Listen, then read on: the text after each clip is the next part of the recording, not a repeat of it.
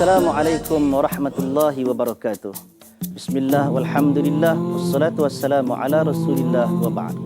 Sedang penonton yang dikasihi sekalian, kita semua bercita-cita menjadikan Al-Quran sebagai petunjuk hidup kita, sebagai pembeza antara kebenaran dan kebatilan, supaya kita berjalan di atas muka bumi Allah Ta'ala ini sebagai makhluk yang diridai, dan kita akan bahagia di hari akhirat. Bagaimana kita ingin menghayati perkara ini? Langkah pertama yang perlu kita lakukan tidak lain ialah dengan membaca Al-Quran. Ajaibnya bulan Ramadan ini, sedang penonton sekalian, di mana-mana tempat, di masjid, di surau, di pejabat, ramai manusia yang sempat untuk membelik dan membaca Al-Quran. Di sana-sini terdapat program tadarus Al-Quran. Jadi inilah peluangnya untuk kita mengenal dan memahami Al-Quran. Walaupun di sana akan ada orang yang mahir dan pandai membaca Al-Quran dengan baik dan lancar, ada juga di kalangan manusia yang tergagap-gagap dan tidak lancar di dalam membaca ayat-ayat suci ini. Ini semua memerlukan kepada kesedaran pada setiap daripada kita. Nabi SAW bersabda, "Al-mahiru bil-Quran ma'asafaratil kiramil bararah, walladhi yatata'ta'u fihi lahu ajran." Hadis riwayat Al-Bukhari.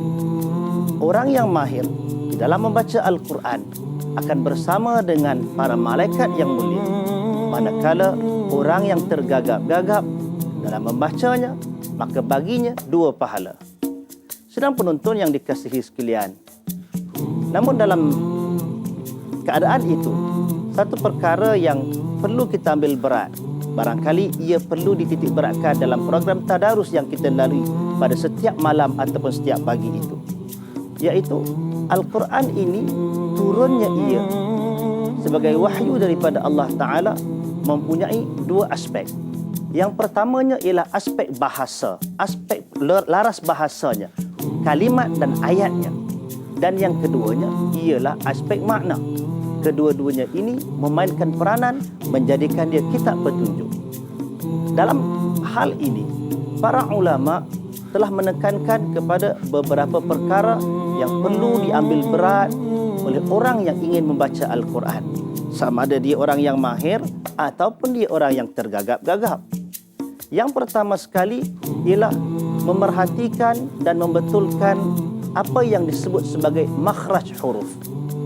Seorang itu perlu memberikan sebutan yang benar pada huruf-huruf Al-Quran, kerana perbezaan pada makhraj ini akan membawa kepada perbezaan makna atau membawa kepada sesuatu yang tidak punya makna. Huruf ha umpamanya perlu dibezakan dengan huruf ha. Huruf ta, sin, shin dan sad umpamanya perlu dibezakan dengan jelas, kerana ia boleh mengubah makna ayat yang kita baca.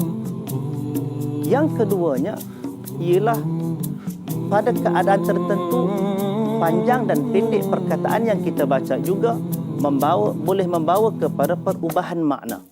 Kerana itu, kalau kita melihat contoh dalam bahasa Arab, perkataan qatala membawa maksud bunuh, tetapi qatala dengan qaf itu dipanjangkan 2 harakat, ia membawa makna saling berbunuhan atau berperang. Jadi kalau ayat Al-Quran yang berkaitan dengan perkara ini, tentu saja ia membawa kepada makna dan pengajaran yang berbeza. Kerana itu, berhati-hatilah. Ramadan, welcome holy month Ramadan, ahlan Ramadan. Supaya mudah-mudahan bacaan Al-Quran kita menjadi lebih baik, dan Al-Quran itu nanti akan datang pada hari kiamat sebagai pemberi syafaat kita di hadapan Allah Subhanahu wa Ta'ala. Sekian dari saya. Assalamualaikum warahmatullahi wabarakatuh.